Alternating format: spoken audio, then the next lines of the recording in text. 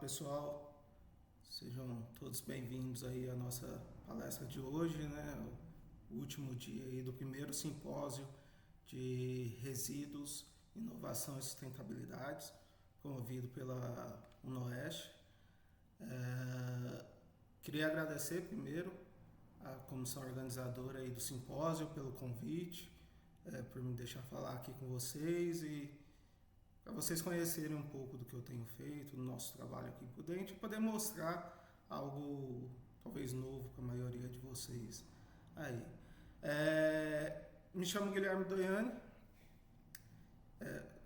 sou prata da casa, né? Sou formado em Química, só contextualizar um pouco, sou formado em Química pela própria UNOeste, né?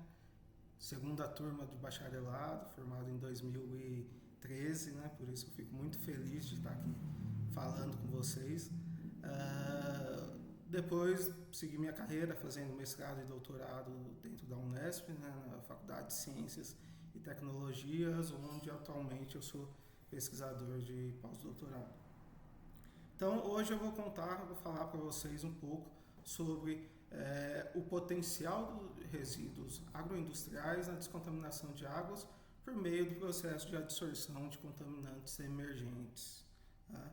Então a gente vai dar uma geral aí sobre a utilização desses materiais, celulose e como eles podem ser aplicados na descontaminação aí de água e mostrar um pouco do que a gente tem feito aqui também, ok? Bom, antes da gente chegar de fato na descontaminação de água, né, como utilizar a celulose, acho importante a gente falar um pouco sobre a agroindústria nacional, né, sobre o agronegócio. Então, já é de conhecimento geral, né, que o Brasil é um dos principais produtores agrícolas, agropecuários do mundo, né, um dos países que mais tem ganho com o agronegócio ao longo dos últimos anos, né, das últimas décadas. Né. E acho importante trazer aqui para vocês alguns dados dessa agroindústria. Só falar sobre um detalhe, chamar uma atenção, ao longo da apresentação vocês vão ver vários QR Codes aqui, vários QR Codes, e todos eles são referentes às referências de onde eu tirei alguns dados. Tá?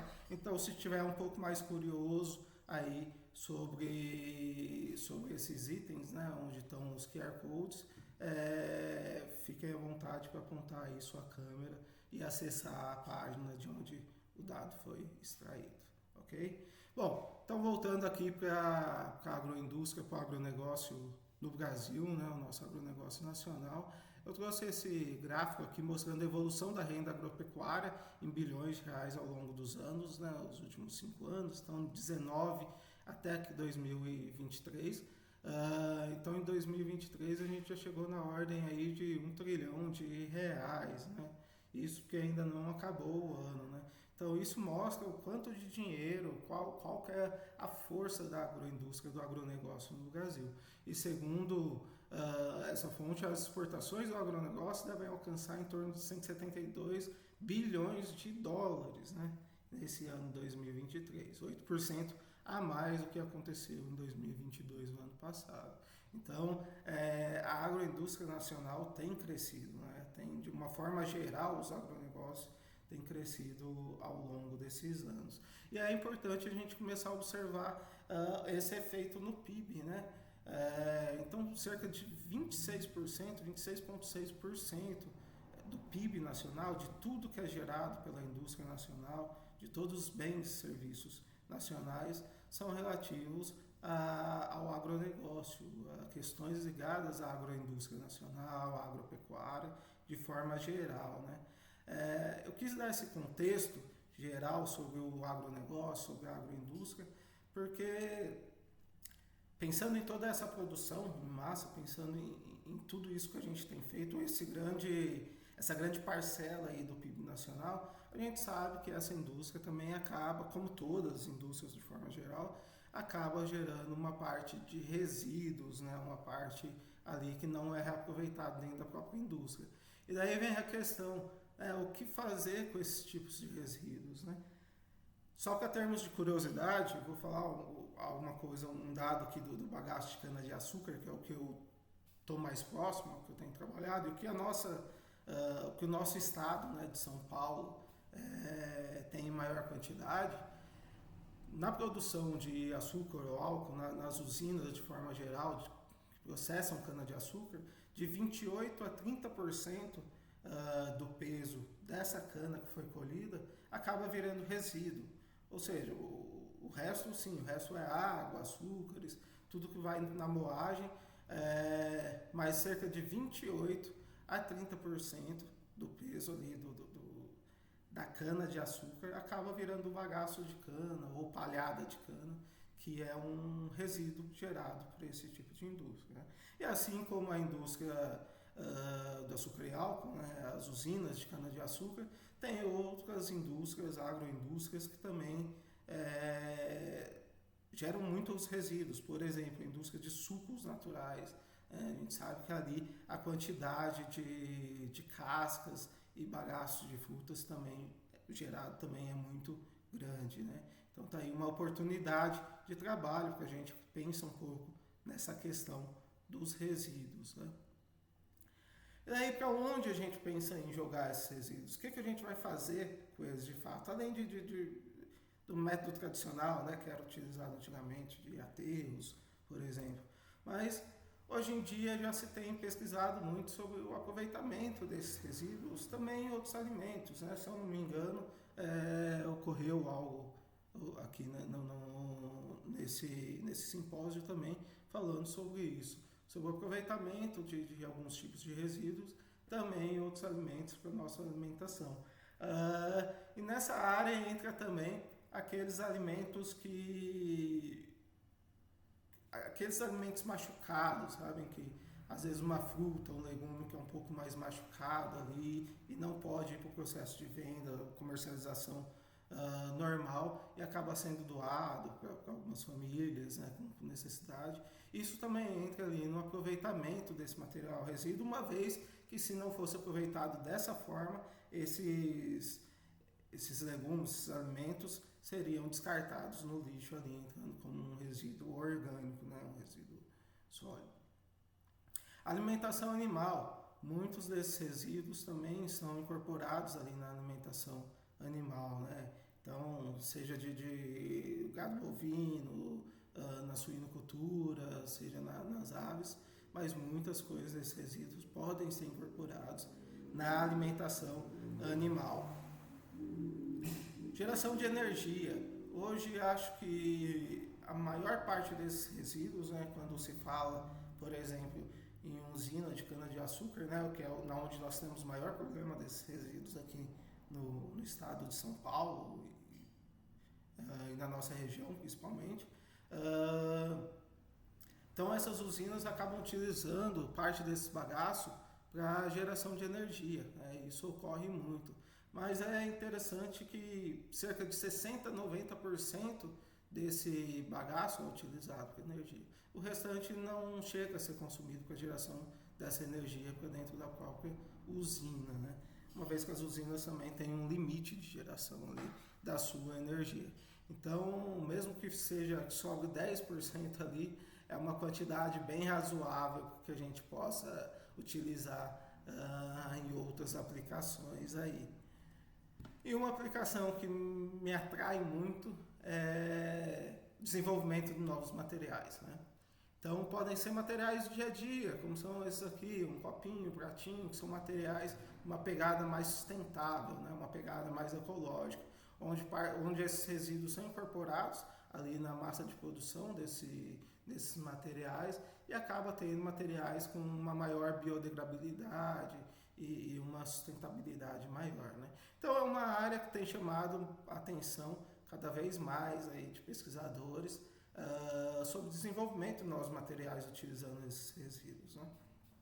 E essa é uma área que me atrai muito, né? Uma vez que eu já vim do programa ali de ciências e tecnologia de materiais, então a busca é sempre buscar um material cada vez melhor para a sociedade, né? Com uma aplicação melhor e mais sustentável. Então daqui para frente a gente vai focar um pouco mais nessa área de materiais, né? Para poder mostrar para vocês de fato os novos materiais para descontaminação ou purificação de água. Bom, desses resíduos, acho que a parte importante que a gente tira ali para a produção desses novos materiais é a biomassa, né? Então, biomassa é toda aquela matéria orgânica ali que sobrou daquele resíduo, né? Essa biomassa, ela é basicamente composta de, além do resto de água que tem ali nela, a parte sólida é basicamente composta desses três componentes em diferentes proporções, dependendo dessa fonte de biomassa. Então, por exemplo, se eu tenho a palhada de cana-de-açúcar, eu tenho vou ter uma composição, uma mistura desses três componentes.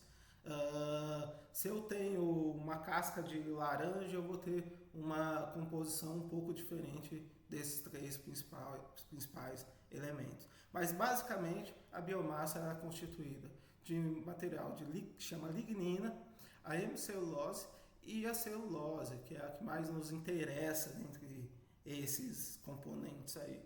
Então, cerca de 40 a 50% da nossa biomassa gerada de qualquer tipo de resíduo é composto de celulose. E essa celulose é uma estrutura simples, né? Composta de carbono, oxigênio, hidrogênio ali. Então aqui eu tenho a estrutura, uma estrutura química da celulose, né? Com os diferentes monômeros ali compondo essa estrutura, essa cadeia um pouco mais longa, né? De celulose. Aqui alguns dados interessantes, né? Que a celulose começou a ser estudada de fato, a ser olhada com mais carinho em 1838, onde iniciaram ali as pesquisas um pouco mais aprofundadas sobre esse material e sobre as possibilidades que ele poderia gerar em aplicações diversas. É um material de uma massa molar relativamente grande, né? Não é uma massa molar extremamente grande, mas é uma molécula não tão pequena, 162 gramas mol, e é considerado ali uma estrutura polimérica, uma vez que tem vários monômeros que se ligam formando uma cadeia maior. Então parte de cada um dos monômeros que se ligam e formam uma estrutura bem maior, sendo parcialmente cristalino e outra parte, claro, amorfo, né? Isso gera várias possibilidades aí para o manuseio e para o trabalho com esse tipo de celulose, que eu vou detalhar um pouco mais para frente aqui. Mas tem alguns outros tipos de celulose, né, conhecidas hoje em dia, que é a celulose bacteriana, que também tem sido muito estudada ultimamente, onde se utilizam bactérias, de fato, para produzir estruturas nanofibras de celulose, né, com essa mesma estrutura aqui que nós vemos na celulose da biomassa, e também de fonte artificial, né, onde hoje em dia já é possível produzir estruturas bem parecidas, bem similares, ali na indústria, dentro do laboratório, certo?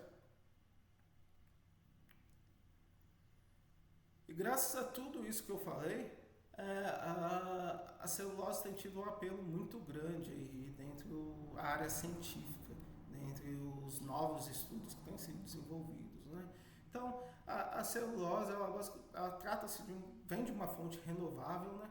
Uma vez que vem de qualquer tipo de planta que a gente possa imaginar, a gente pode extrair parte dela, parte da celulose dela, algumas de uma maneira um pouco mais simples, outras de uma maneira um pouco mais complexas, algumas necessitam de um tratamento químico a mais, outras a menos, tratamentos físicos, mas enfim, todo material de origem vegetal é possível extrair parte de celulose dele ali. Então ele vem de uma fonte renovável, né? Uma vez que você pode plantar e ter esse material novamente ali para essa produção. É um material biodegradável, né? É fácil degradação no meio ambiente, né? É um material que não tende a poluir, não tende a contaminar solo e água, né? Então é aquela velha história da compostagem, por exemplo. Compostagem é um processo de biodegradação daqueles componentes que você está colocando ali que vão gerar nutrientes para serem utilizados posteriormente. Então, esses materiais, da mesma forma, são biodegradáveis. Em contato com o solo, ele vai degradar de uma maneira muito fácil e limpa, que é importante, né? Bom, as diferentes fontes de obtenção, eu já citei um pouco, né? Por ser renovável, de qualquer fonte a gente pode qualquer fonte de origem vegetal, a gente pode extrair parte dessa celulose e incluindo aí alguns resíduos, né? Resíduos de forma geral, como por exemplo a casca de laranja, como eu falei da indústria de sucos naturais, por exemplo, cascas de banana, casca de arroz, nas máquinas de beneficiamento de arroz também encontra-se muito e são descartadas, né? Pó de serra da indústria madeireira, cascas de coco, cascas de mandioca e por aí vai. E daí, na onde a tua imaginação alcançar quanto a materiais vegetais, a gente pode extrair ali uma parte de celulose, né? Voltando a lembrar que algumas necessitam de um processo a mais, processo menos, que em alguns casos podem ser inviável, tá? Então, por exemplo, tem materiais que tem muito pouca celulose. E fala, Guilherme, a gente pode extrair celulose de uma flor, de uma rosa, por exemplo. Pode, mas a quantidade que você vai extrair ali é praticamente nada, então acaba sendo uma coisa muito inviável de forma geral, sabe? Então, por isso, a ideia também de utilizar resíduos, né, na extração desses materiais celulósicos. Bom, e uma outra vantagem desses materiais, né, eu não vou ficar batendo ali em fórmulas químicas, né, nas estruturas químicas, né, entendo que nem todo mundo aqui é dessa área de química ou de materiais, mas eu acho interessante, eu acho importante trazer para vocês aqui isso, que mostra as possibilidades de funcionalização, de modificação que a gente pode fazer com uma celulose. Acho que isso que contribui muito para a sua aplicação em diferentes áreas. Hoje eu vou falar aqui de uma celulose de uma área específica, para descontaminação de água, para remoção de contaminantes. Mas isso pode ter uma aplicação infinita, até aqueles copinhos e pratinhos que a gente viu ali no começo, até materiais para geração de energia, por exemplo, para células solares, enfim, para muitos materiais diferentes, tá? Então, aqui eu quis trazer alguns tipos de funcionalização, que são talvez os mais conhecidos, né? Onde a gente pode inserir ali diferentes estruturas ou modificar ali a superfície desse material de celulose, né?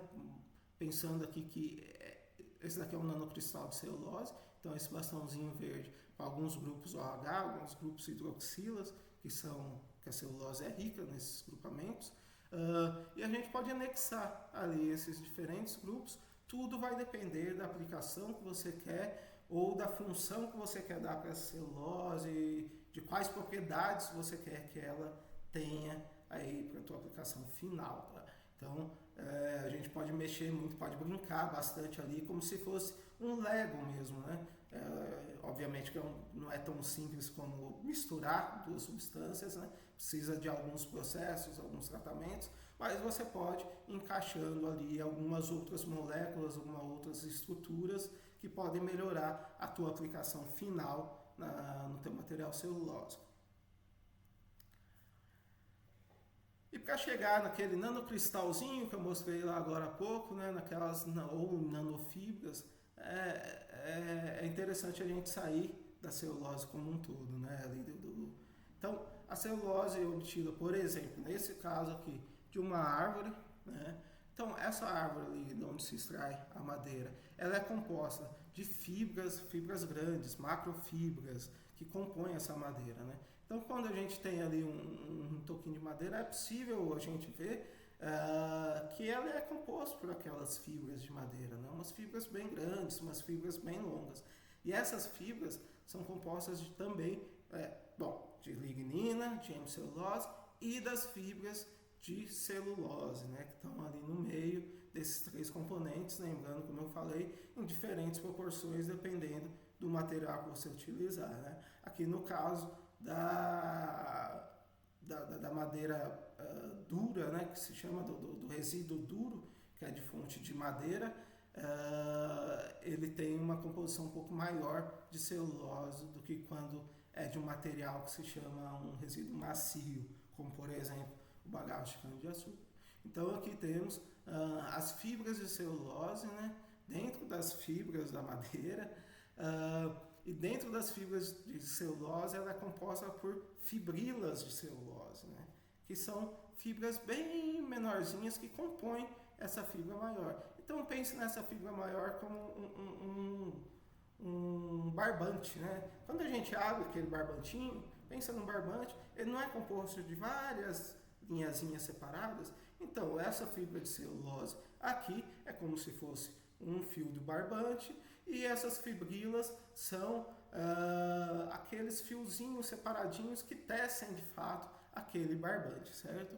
E dentro dessas fibrilas aqui de celulose, a gente tem lá as micro e nanofibras de celulose, né? Que tem tamanho muito menor, né? Então tem ali um diâmetro em torno de 3 nanômetros, né? Partindo de 3 nanômetros, e pode ter aí o comprimento de vários micrômetros, né? E essas microfibras e nanofibras, por sua vez, vão ser compostas pelas moléculas, pelas cadeias químicas da celulose, certo?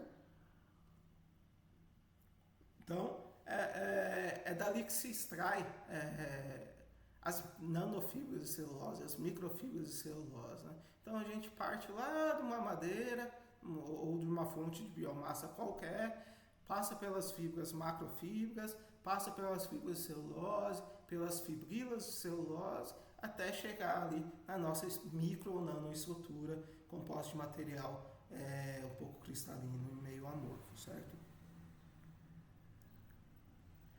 Bom, e como eu falei, a gente tem material cristalino e amorfo dentro da celulose. Acho que é muito importante a gente falar um pouco sobre isso, porque quando você vai olhar na literatura de materiais celulósicos em nanoescala, pensando em nanomateriais, micro e nanomateriais, a gente tem basicamente duas definições para celulose. Então a gente tem ali nanofibras de celulose e nanocristais de celulose, né? Então lembrando, eu falei lá que as fibras as microfibras e nanofibras vêm de dentro das fibrilas de celulose, né? Então essas estruturas são estruturas longas, né? Como estou mostrando aqui nesse exemplo aqui, que são compostas de regiões mais cristalinas. O que é uma região cristalina? Uma região que é bem organizada, onde as moléculas estão colocadas todas encaixadinhas, todas muito bem organizadas ali ao longo dessa fibra. E regiões amorfas. Essas regiões amorfas são regiões que já não estão bem organizadas. São regiões que ainda podem conter hemicelulose ali na sua estrutura, além da celulose, e torna uma estrutura um pouco mais amorfa, uma estrutura que não tem uma organização bem definida. Então, quando a gente tem esse material que é composto por essas duas bases, né, organizada e não organizada, a gente tem as nanofibras de celulose, que é possível ver por essa imagem aqui de microscopia, microscopia de transmissão. Então a gente tem umas cadeias um pouco mais longas que parecem alguns pedaços de linha ali, uns pedaços soltos, né? Um emaranhado ali de linha. Então a gente tem fibras de comprimento muito grande, mesmo tendo um diâmetro menor. E quando a gente tem essa parte mais cristalina, que seriam os nanocristais de celulose, que é a parte mais organizada, a gente começa a observar, como nessa imagem, o que está mais próximo de umas agulhazinhas, né? Então parece que a gente tem um monte de agulha ali solta na nossa estrutura, né? na nossa imagem. Isso porque esse material tem uma forma um pouco mais organizada que o anterior das nanofibras, certo? Esses materiais têm diferentes aplicações, tudo vai depender do que você quer utilizar, do que você quer fazer, assim como tem diferentes propriedades, né? Aqui esse aqui vem de um livro, né? Quem tiver interesse, dá uma olhada lá nesse QR Code, que tem uma definição muito interessante e tem alguns resultados bem legais aí, diferenciando um material do outro, tá? Quem tiver um pouco mais de curiosidade, ou me manda um e-mail lá que a gente dá uma conversada sobre isso, certo? Falando um pouco em propriedades físicas desse material, como eu falei, eles têm diferentes aplicações e também tem diferentes propriedades, né?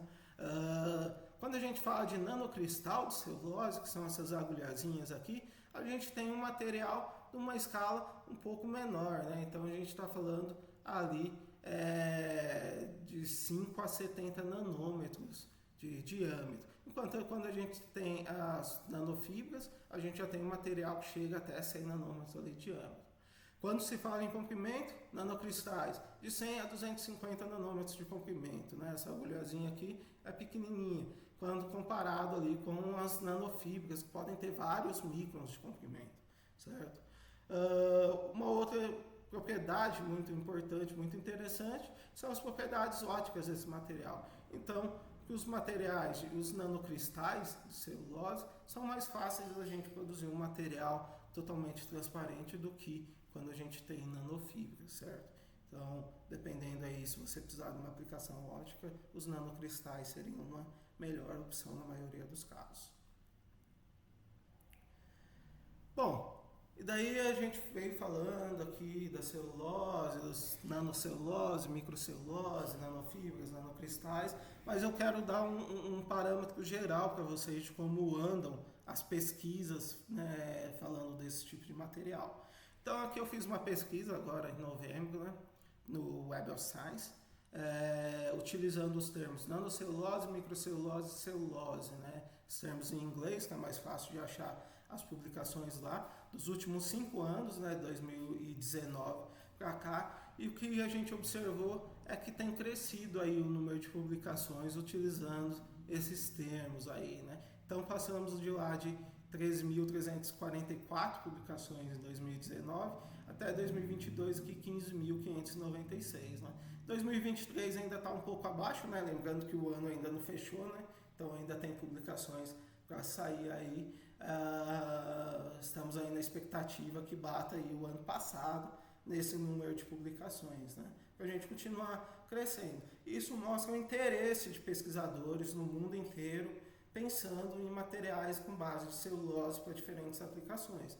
E aqui embaixo eu trago aqui os países, né, que têm publicado mais sobre esse material, né. Acho que de forma geral, em termos de publicação científica, a China acaba liderando ali, depois os Estados Unidos, né. Aqui vem a Índia em terceiro lugar quando se usa esses termos de nano, micro e celulose. E o Brasil está ali em quarto lugar nessa pesquisa, né? Então, acho que tem muito caminho aí para a gente crescer, visando aí, pensando no tamanho do nosso agronegócio, o tamanho de resíduos que é gerado, o tamanho do Brasil em termos de produção produção agrícola, de fato, né? Onde a gente pode obter fontes de celulose com muito mais facilidade do que alguns desses países aí, certo? E quando a gente usa ali os termos de celulose e água, pensando já nessa ideia de remover, descontaminar fontes de água, a gente observa o mesmo crescimento, que é muito importante, né? O que é bem legal a gente ver que as publicações têm aumentado. Então a gente partiu ali em 2019 para 4.059 publicações, né, indo para mais de 5.000 publicações no ano passado, 2022. E a mesma ideia, que o ano ainda não fechou aí, 2023, então a gente ainda tem uma margem aí para crescer nesse ano aí. Espero que quando eu fizer atualizar essa pesquisa em fevereiro, mais ou menos, a gente tenha passado ali o ponto de 2022, certo? E quando a gente usa esses termos, lembrando que eu usei celulose e água, né, que é importante, que a ideia é juntar esses dois termos. Brasil aqui a gente fica lá em sexto, um tímido sexto lugar. Eu gostaria muito de ver o Brasil mais bem colocado, né? E curiosidade, né? Aqui eu usei o termo celulose em geral, mas uma curiosidade, quando se fala de bagaço de cana-de-açúcar, o pesquisador que mais publicou bagaço de cana, materiais à base de bagaço de cana para descontaminação de água, é um brasileiro, primeiro e segundo colocado, tá? Então é um professor da Universidade Federal de Ouro Preto, né, chamado professor Leandro Gurgel. E só em termos de curiosidade, é o cara que mais publica artigos nessa área. Mas o Brasil ainda está ali amargando um sexto lugar, de forma geral, para celulose e água. Então a gente tem muito ainda para onde crescer, né? Primeiro lugar ali China, depois Estados Unidos, depois Índia, quem temos aqui? o Canadá, Irã e depois o Brasil, né? Então, vocês verem que a gente ainda pode chegar mais longe aí. E por que pensando em água, né, cara? Qual foi a motivação inicial para a gente começar esses estudos para celulose no tratamento, na descontaminação de águas? Bom, já é de conhecimento geral, né, de todo mundo, que a quantidade de água que nós temos no mundo disponível, né, água potável, é muito pouco, né? Apesar do nosso planeta aí ser composto de basicamente 70% de água, né, toda a superfície do planeta Terra, 97% dessa água é água salgada, né? A água que hoje, sem um processo de tratamento, sem um processo de salinização, ela ainda não é potável, né? Então a gente tem muito pouca água ali disponível para a gente. E por isso algumas organizações internacionais, né, como a ONU, o Conselho Mundial de Água, a Organização Mundial da Saúde e alguns institutos nacionais, né, como o Ministério da Saúde, a Agência Nacional de Águas e Saneamento Básico, tem pensado no que a gente pode fazer aí para manter uma água mais limpa, para ter água durante mais tempo, né, no nosso planeta, né? Por quê? Porque tem alguns problemas que não estão sendo levados em consideração, né? Temos alguns problemas nessa alta contaminação e poluição de águas, né? A gente sabe que, segundo essas organizações, é direito de todos o acesso à água suficiente, segura e fisicamente acessível, né? Tanto pessoal como para o uso doméstico, né? Mas, infelizmente, 80% das águas residuais retornam ali para o ecossistema, para o riozinho, para o riacho que está ali perto das indústrias, sem nenhum tipo de tratamento ou sem ser reutilizada de alguma forma, né? Que é uma quantidade muito grande, né? E por isso, por causa desse descarte inadequado, né, estima-se que em torno de 485 mil pessoas morrem a cada ano por causa dessa água contaminada. Então, seja por contaminação de metais, seja por problemas de virose, diarreias, que podem causar, que a água contaminada pode vir a causar.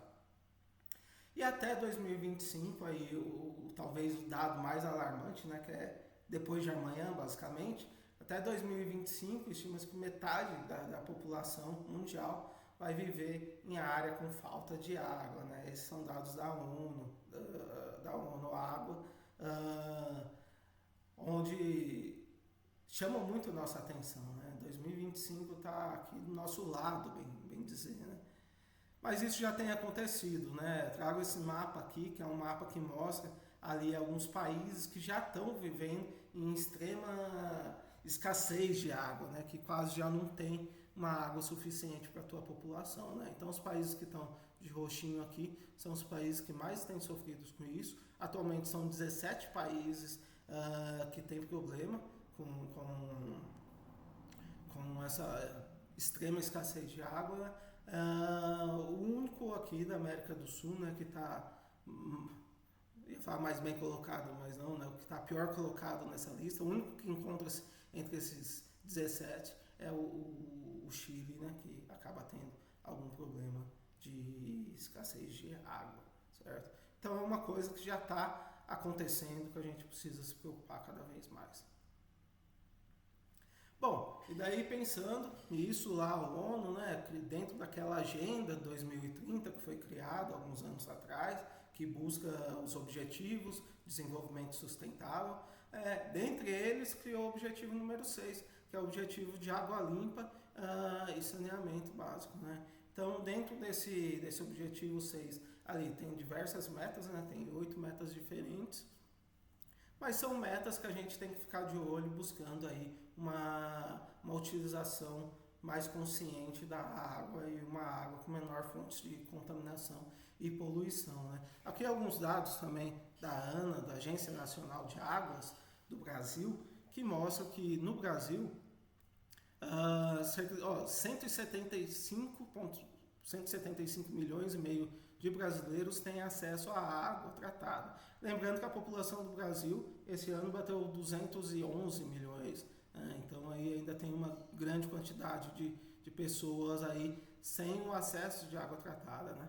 Ó, só 114 milhões tem uma coleta e tratamento de esgoto em suas residências, né? Então são números aí um pouco alarmantes, né? Pensando aqui no Brasil, de forma geral, 84% da população tem abastecimento de água e só 55% tem ali o saneamento, ali, né? o esgoto de maneira acessível. Quando a gente olha aqui para o Sudeste, né, nossa região, a gente ainda está muito bem colocado em termos do Norte e Nordeste, né, principalmente. Mas ainda assim, olhando para o Brasil de forma geral, é uma coisa que nos preocupa. E por isso a gente tem focado um pouco os nossos esforços no nosso grupo de pesquisa, pensando nessa água, né, numa água mais limpa, numa água mais acessível aí para a população, né?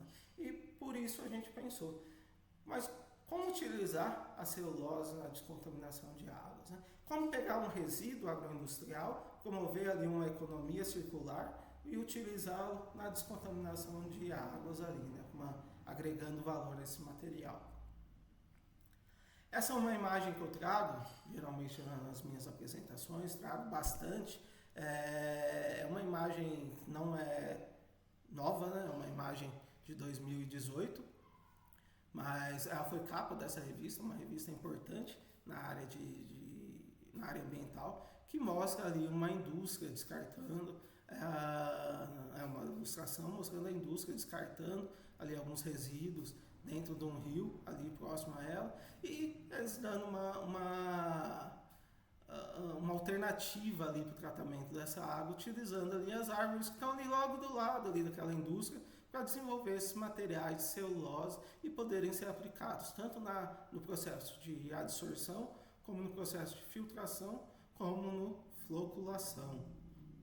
A gente vai falar um pouco mais detalhado aí sobre esses processos aí, tá? Então existem várias possibilidades de se utilizar esses materiais de base de celulose na descontaminação dessas águas. Então eu trouxe aqui alguns exemplos, né, que esse artigo mostra bem claramente, que é a remoção de metais pesados, né, metais tóxicos de água, remoção de produtos ali oriundos, a extração de petróleo que possam vazar, possam ir para a água de forma geral, de fármacos, medicamentos que são descartados de forma irregular, de moléculas, de biomoléculas que podem estar presentes ali, micro-organismos presentes em água, de moléculas orgânicas, né, compostos orgânicos, como pesticidas em forma geral, os corantes, né, que a gente tem tido muito problema aí de águas coloridas, né, principalmente em regiões onde tem indústria têxtil, né? Então são algumas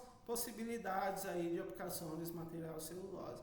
E para isso a gente usa basicamente a gente usa alguns métodos para preparar essa celulose para que ela esteja pronta, esteja de uma maneira apropriada ali para ser aplicada como esse tipo de material absorvente.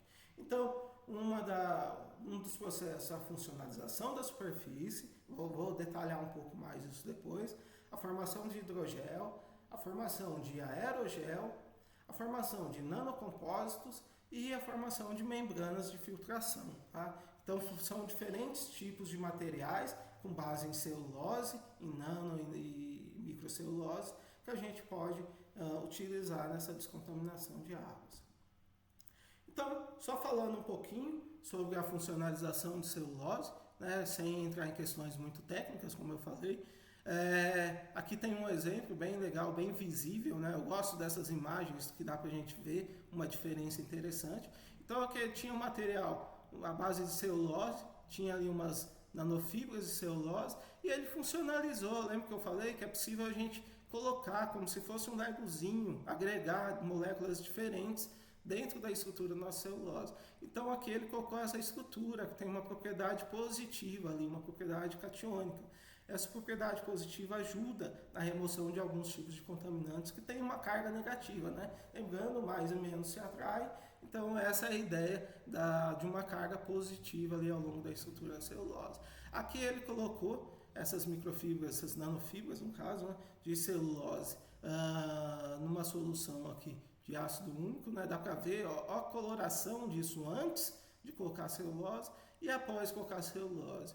Dá para ver ali a diferença, como ela foi lá para o fundo, decantou com todo o material que tinha aqui, com todo esse que, nesse caso, seria a simulação de um contaminante, o ácido úmico, e depois pegou esse material e colocou numa solução de um corante, né? Aqui no caso o azul de metileno, para testar a capacidade de descoloração ou remoção desse corante ali dessa água. Então olha só, com um tempo de 0 horas, quando ele colocou esse material aqui, ó, aqui em cima, tá? Depois de 4 horas já dá para ver uma diferença na coloração, e depois de 24 horas, olha só a diferença da coloração entre 0 e 24 horas. Né? Então isso mostra a capacidade desse material de absorver, de remover, de grudar ali todo aquele material contaminante dentro da sua estrutura. Lembrando, quando estiver falando de absorção, eu estou falando nisso. Basicamente, o que é o processo de absorção?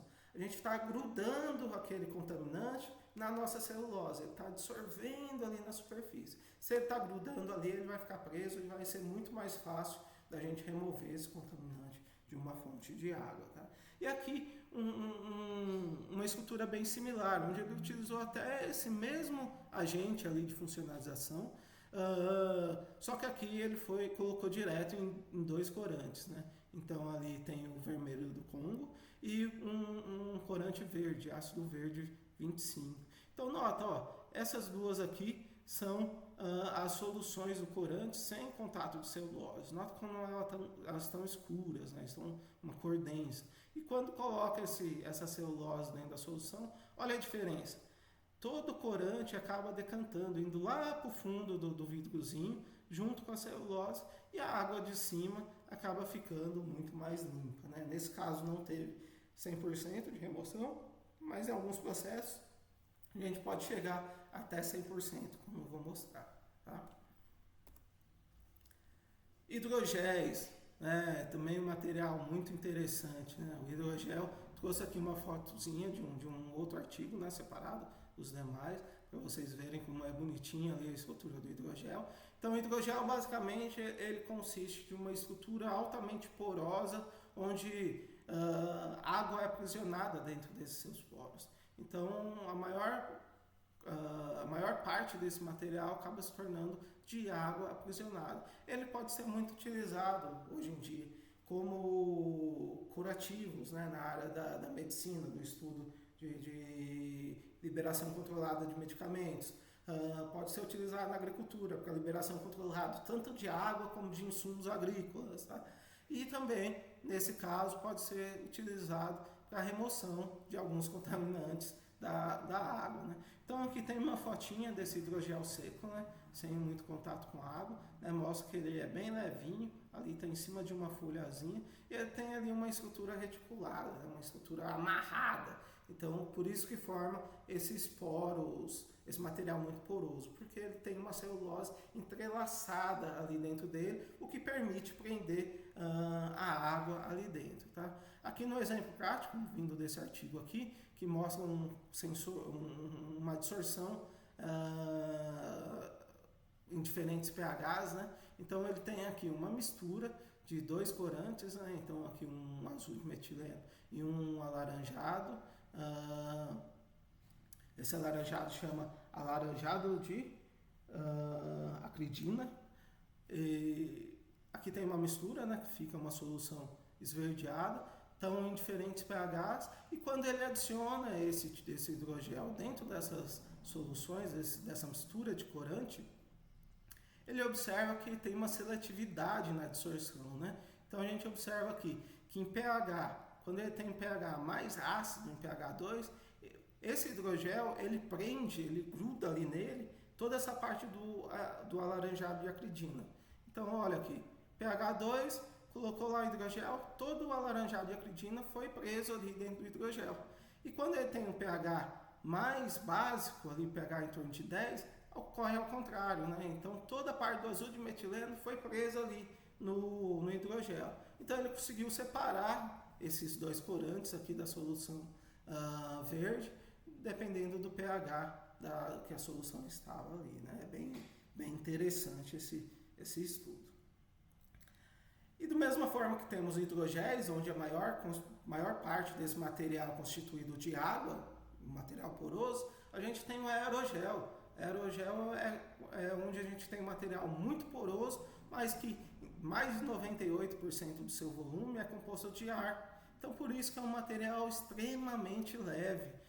A gente vê aqui nesse exemplozinho uma foto típica que se coloca ali em cima de uma florzinha, né? E nesse caso ele foi utilizado para remover ali um óleo dentro de uma superfície de água, né? Então ali foi depositado um óleozinho aqui colorido, né? Azulzinho para poder verificar. E quando ele coloca esse aerogel, o aerogel vai lá e puxa esse contaminante, puxa o óleozinho e deixa a água limpa novamente, né? Esse é um estudo focado principalmente naquelas regiões em que há derramamento de petróleo, né? Na extração de petróleo, ou onde há um tombamento de um caminhão próximo a um rio. Então pode-se utilizar materiais como esse tipo de hidrogel. Eu trouxe aqui um videozinho de menos de 1 minuto, rapidinho, para mostrar uma aplicação desse hidrogel, desse aerogel, desculpa. Esse vídeo aqui é da Universidade Nacional de Singapura, né, onde eles produziram aquele hidrogel de celulose ali que ele estava mostrando. Aqui também tem o QR Code, quem quiser assistir lá direto no YouTube.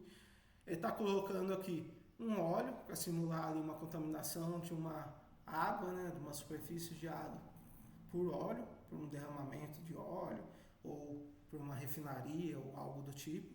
E agora ele vai adicionar ali o aerogel dele dentro dessa água contaminada ali, né? Tá dando uma mexidinha ali para que ele interaja um pouco mais, né? Mas já dá para notar ali como ficou, né? Que toda essa parte do óleo ali já foi absorvida, já foi grudada na superfície ali do aerogel. Já se nota bastante ali a diferença. Agora ele vai remover, vai mostrar para a câmera ali como ficou. Olha lá, tá, não ficou nada desse óleo ali na água e todo esse óleo foi grudado ali, absorvido, removido por esse aerogel de celulose, né? Bem interessante. Nanocompósitos. Bom, a ideia de nanocompósitos é a gente misturar ali, a gente tem uma base de um material de celulose, né? Aqui nesse caso de acetato de celulose, e unir algumas propriedades de materiais inorgânicos, por exemplo. Então aqui nesse caso, ele utilizou alguns micróbios ali, alguns micro-organismos para ajudar no processo de adsorção, no processo de fixação desse óxido de zinco, dessas nanopartículas de óxido de zinco, na estrutura da celulose, do acetato de celulose, e depois ficou uma estrutura de celulose com óxido de zinco, né? Isso é uma membrana composta, é um material composto, onde você tem essa mistura do material ali, o nosso material orgânico de celulose e um material inorgânico ali composto de nanopartículas de óxido de zinco. E essa membrana ela também é aplicada para remoção ali, para absorção de alguns contaminantes de água, né? Onde esses metais, no caso aqui de metais, vão grudar na superfície dessa membrana e vão sair da água, não vão mais interagir com a água, né? Então aqui mostra que especialmente íons de ferro. Então quando a gente tem ali uma água contaminada por ferro, esse material é um material adequado para poder remover todo aquele ferro que está presente na água, né? Um nanocompósito de acetato de celulose com um óxido de zinco. E por fim, para terminar essa questão de funcionalizações, né, de como utilizar essa celulose, eu trago aqui as membranas de filtração, né? Aqui a gente pode ver as membranas de celulose, né, como eram antes e como podem ficar depois de algum processo de filtração, dependendo do corante, do material que você utilizar. Mas eu quero chamar mais atenção para essa figura aqui. Isso daqui é o que a gente gosta de ver, sabe? Essas coisas que a gente pode notar bastante a diferença. Então aqui temos uma solução de controle desse corante, né, desse azul metileno. Então essa aqui é uma solução que não foi filtrada por filtro nenhum. Aqui temos uma solução que foi filtrada por esse filtrinho aqui de celulose, de acetato de celulose. Então a gente observa, desculpa, que teve ali a remoção de 41% desse corante que estava presente nessa água aqui.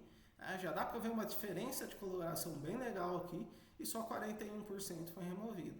Depois, com outro material aqui de celulose foi obtido 86% de remoção e por um terceiro material 96% de remoção. Olha a diferença dessa para essa, né? Da solução controle ali, que não foi filtrada por nada, e dessa que foi filtrada por esse material de celulose, de acetato de celulose e nanocristais de celulose. Isso é bonito de ver, né? Como limpa essa água de uma forma tão eficiente, com 96%. Bem interessante, né? Mas o que se faz em Prudente? O que fazemos em Prudente? O que temos feito aqui? Bom, com apoio aí da Unesp, né, de Prudente, principalmente do professor Aldo Aloysio Job, do professor Carlos Constantino, do professor Flávio Cabreira, a gente começou nossos estudos utilizando celulose para esse propósito aqui. Também com apoio financeiro da FAPESP, né, por meio de bolsas individuais, e do CNPq e da CAPES, né, por meio do programa de pós-graduação e do financiamento que eles ajudam nessa área de pesquisa, a gente pôde montar um pequeno grupo ali para a gente começar esses estudos, né? Então esse grupo é composto ali por mim, né?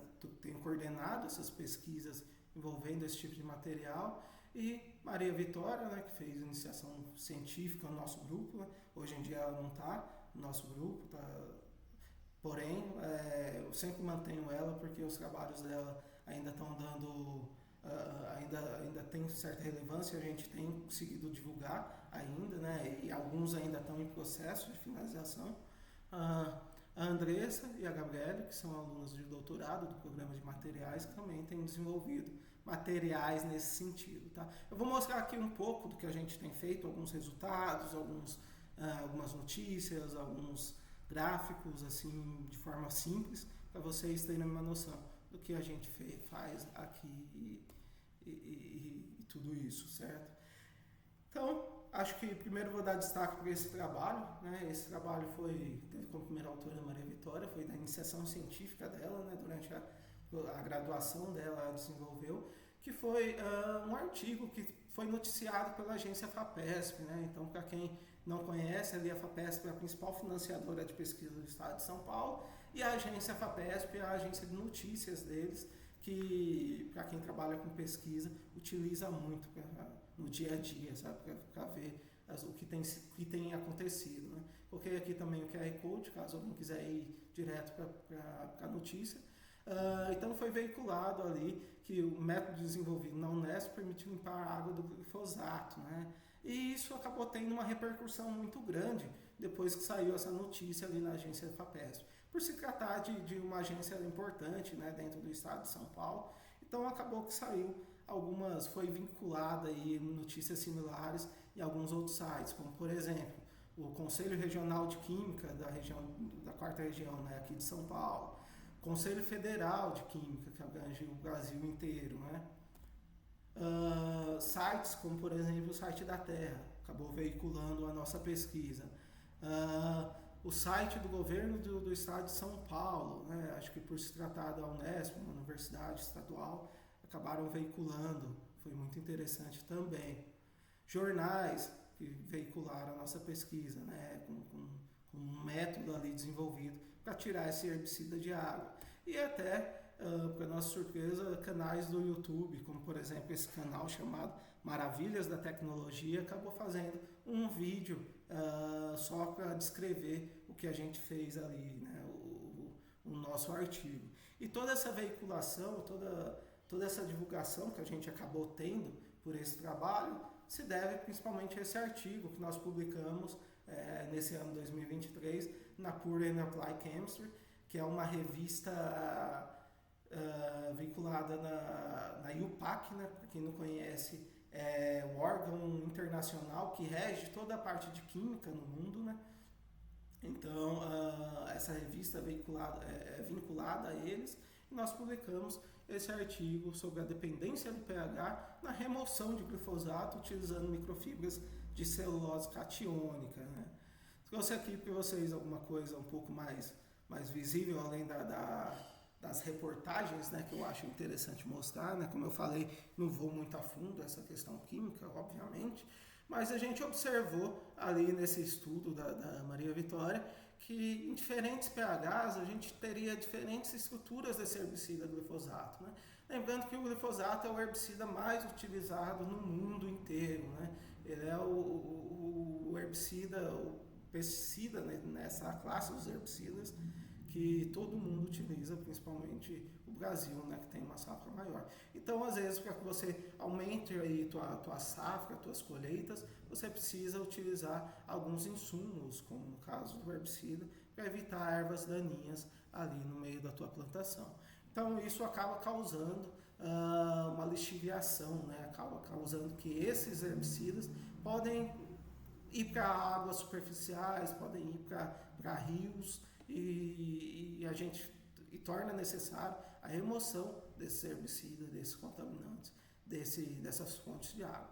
Então, em diferentes pHs, nós temos ali diferentes estruturas, diferentes cargas desse herbicida glifosato. A gente notou que enquanto maior o pH, mais cargas negativas, maior a tendência dele ser uma molécula mais negativa ocorre para o glifosato. Então, pensando nisso, a gente aplicou as microfibras de celulose catiônicas, né? Então, saindo lá do bagaço de cana-de-açúcar, né? O resíduo da indústria de açúcar e álcool, a gente produziu uma celulose catiônica e misturou com essa água contaminada ali com glifosato e observou que em pH em torno de 14, ali no pH alto, a gente conseguiu remover quase 60% desse glifosato dessa água, né? Então, isso muito devido a essa propriedade de, em alto pH, essa molécula ser mais negativa e a gente ter a nossa celulose mais positiva, né? Aqui, em um pH mais próximo do normal, mais próximo da água normal, né? pH em 6, tem em torno de 39% ali de remoção, que não é uma remoção tão alta, mas também não é uma remoção tão desconsiderável, certo? Um outro trabalho nosso que chamou bastante atenção, né, que foi veiculado por outras mídias, foi esse, publicado também em 2023.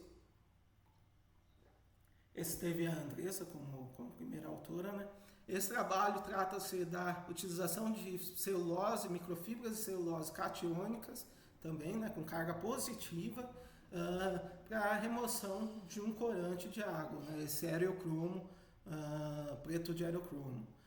Esse corante é muito utilizado na indústria têxtil até hoje e seu descarte às vezes é inadequado em rios.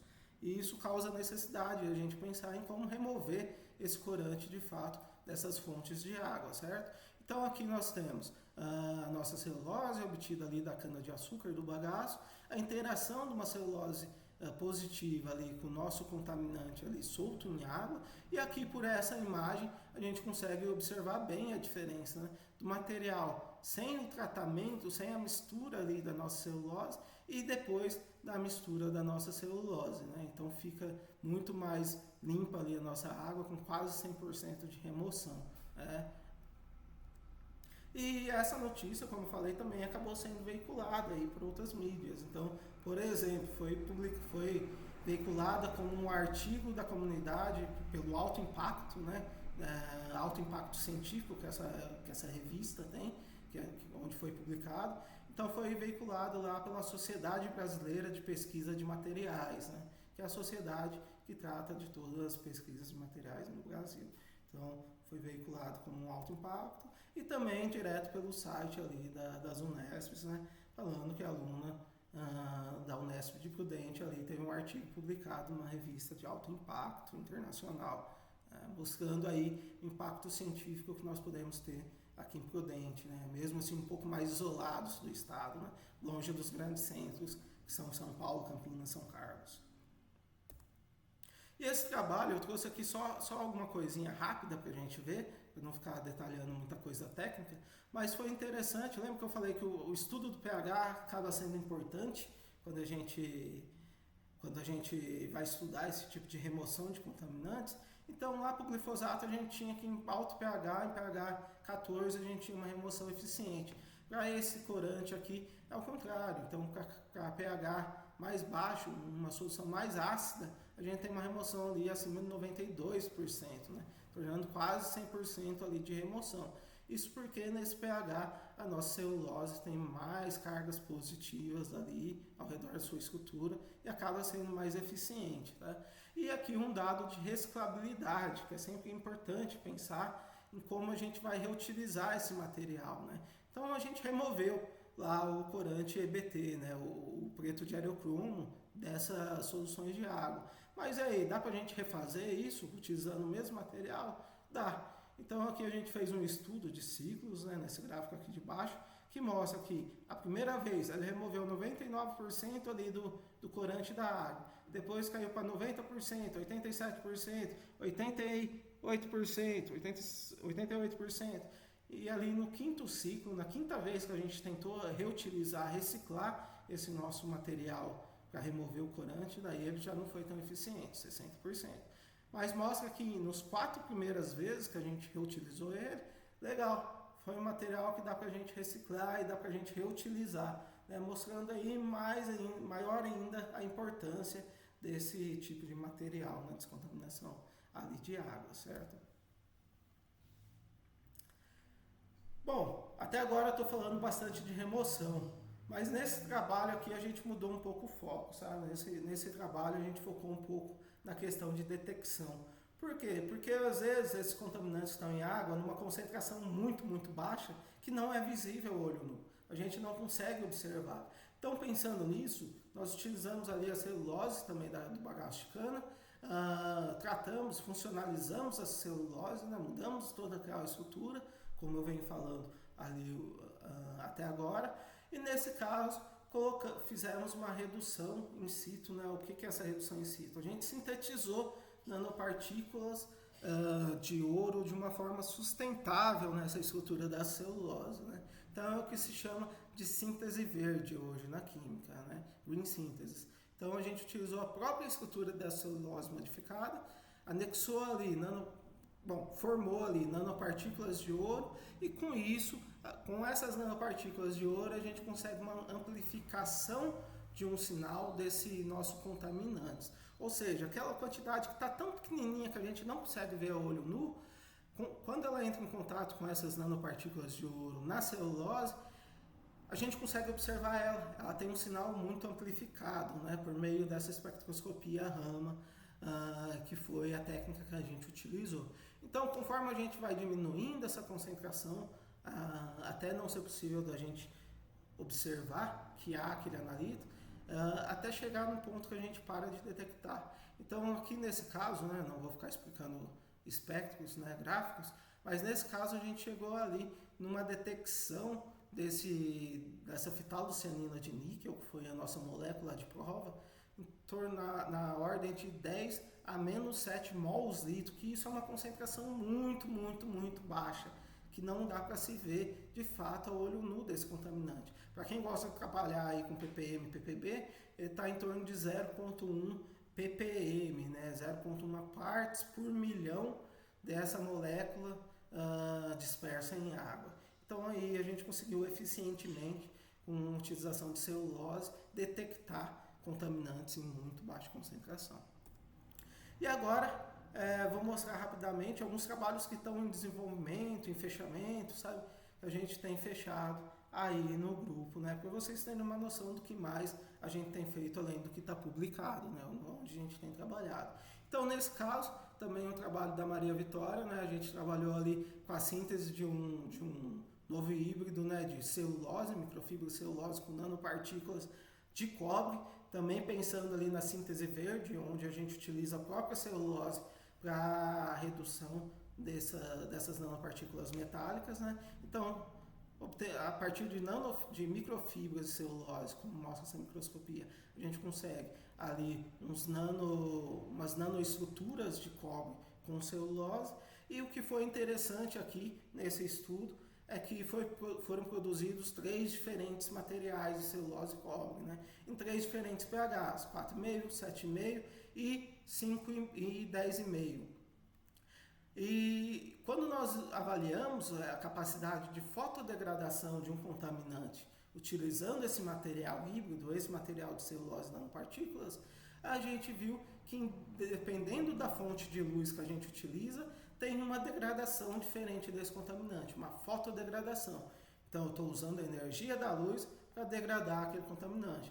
Então, nesse estudo, a gente utilizou ali uma luz branca, né, uma luz que nós temos em casa hoje em dia, né, a luz LED, uma luz UV, ultravioleta, que tem uma energia um pouco maior, e um laser específico no comprimento de onda ali de 514 nanômetros. E dependendo dessa aplicação aqui, a gente consegue observar que teve uma eficiência diferente. Então aqui, quando a gente aplica o laser, a gente consegue observar que a amostra de 10,5 foi onde melhor degradou esse nosso analito, esse nosso corante, que é o vermelho do Congo. Teve uma eficiência maior ali na descontaminação dessa água. Quando a gente utiliza ali a luz branca, ó, o pH 4,5 se mostrou mais eficiente, então teve uma descontaminação melhor dessa água. E quando a gente utiliza aqui a lâmpada no ultravioleta, a gente tem uma diferença pequena ali, porém o material desenvolvido ali no pH 7,5 se mostrou mais eficiente com esse tipo de luz.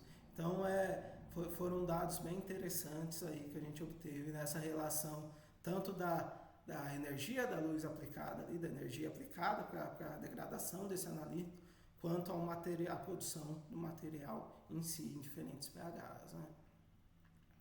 Ainda nessa ideia de síntese verde, utilizando ali a celulose para promover a formação de nanoestruturas metálicas, a Gabriele tem estudado a utilização de microfibra de celulose catiônica para a síntese verde de nanopartículas de óxido de zinco, para a remoção do corante vermelho do Congo de água também. Então nota-se que aqui, ó, por essa foto, né, vamos ver aqui nesse gráfico, que tem uma remoção ali de quase 100%, né? Então uma solução aqui totalmente densa, sem contato da celulose, e quando coloca essa celulose com óxido de zinco, acaba que remove quase 100% desse corante e vão lá para o fundo da superfície, né? Aqui, quando a gente utiliza uma concentração de até 150 miligramas litro desse contaminante ali no nossa água contaminada artificialmente, a gente pode ver que tem ali quase 100% aqui, né, de eficiência de remoção. E um outro dado interessante nesse trabalho é a seletividade, né? Eu lembro que eu mostrei lá para vocês no hidrogel que ele tinha seletividade dependendo do pH. Esse material aqui de celulose com óxido de zinco também tem uma seletividade para o tipo de corante que ele pode absorver. Então, nesse caso aqui, a gente fez uma mistura de dois tipos de corantes. Então, aqui tem o corante vermelho do Congo e o azul de metileno juntos, nesse frasquinho aqui. E quando a gente aplica a nossa celulose, eles separam. Nota-se que ele separou. Então, toda a parte do vermelho de Congo, que é como esse aqui de cima, foi lá para o fundo, ó, junto com a celulose. E aqui em cima ficou só o azul de metileno, né? O que a gente consegue comprovar também ali pelos gráficos de absorção, que todo o vermelho do Congo acabou indo para o fundo, né? Então, um dado de seletividade muito interessante desse trabalho aí. E por fim, para mostrar os nossos trabalhos, né, a formação de hidrogel fluorescente de celulose para remoção e detecção de contaminantes emergentes de água, né? Então eu lembro que eu mostrei para vocês lá um pouco do hidrogel, né, aquela estrutura altamente porosa, onde aprisiona a água dentro de sua estrutura.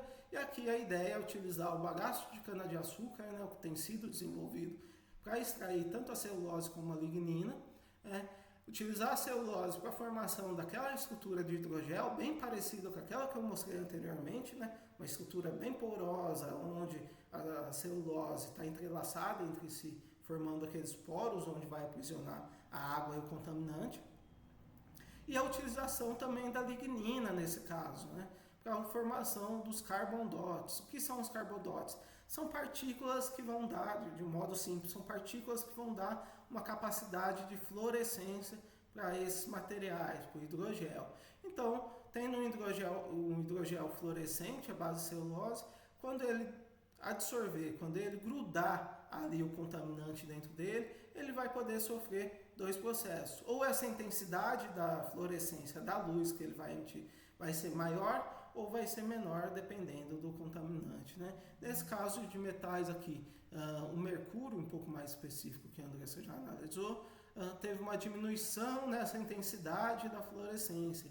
Ou seja, quando esse material fluorescente gruda ali o mercúrio, que é o metal tóxico, metal contaminante, ele diminui essa intensidade ali emitida da fluorescência. E dessa maneira a gente consegue analisar ali qual que é essa eficiência ou capacidade de remoção e se houve ou não remoção, né? Aqui no caso a gente teve uma remoção quase linear ali dos íons de mercúrio. Bom, mas aí o que vem pelo futuro, né? Acho importante a gente fechar tudo isso que eu falei, olhando um pouco para frente, né? Olhando um pouco mais o que pode ser feito, o que vem pelo futuro de forma concreta, né? O que vem a gente não sabe. Espero que venha muito mais pesquisa nessa área, espero que muitas pessoas se conscientizem e vejam que a gente pode sim utilizar alguns resíduos agroindustriais para promover uma limpeza da água, uma descontaminação e agregar valor a esses materiais nesse sentido. Tem muita área de estudo ainda, né? Tem muito o que ser feito ainda nessa questão de descontaminação de água por celulose.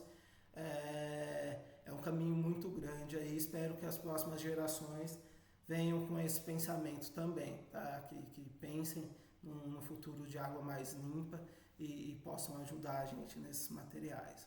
Tá? Por fim, eu queria agradecer aí toda a organização do simpósio, né, de resíduos, inovação e sustentabilidade, pelo convite, por poder aqui estar falando com vocês, agradecer toda a UNOeste aí por tudo, né? Eu sou o prata da casa, como eu falei lá no começo, então é sempre bom estar falando aqui com o pessoal da UNOeste. Todas as agências de financiamento e a Unesp, que dá toda a estrutura para a gente fazer essas pesquisas que eu mostrei. E um pensamento aqui que eu gosto de deixar é que a gente nunca deve subestimar a força da natureza, né? Então a gente pode utilizar ela a nosso favor sempre, tá? Peço desculpas aí pelo tempo, acho que falei um pouco a mais, né? Mas por fim, é só falar que aqui estão meus contatos, né? A gente está sempre aberto para diferentes colaborações, então quem tiver alguma dúvida ou quiser conversar um pouco mais sobre o tema, pode entrar em contato comigo ou via e-mail, ou LinkedIn, ResearchGate, a gente está sempre disponível para conversar um pouco mais sobre o tema, tá? Muito obrigado a todos, espero que tenham aproveitado e que tenha sido um pouco proveitosa para vocês essa palestra sobre esses materiais. Obrigado.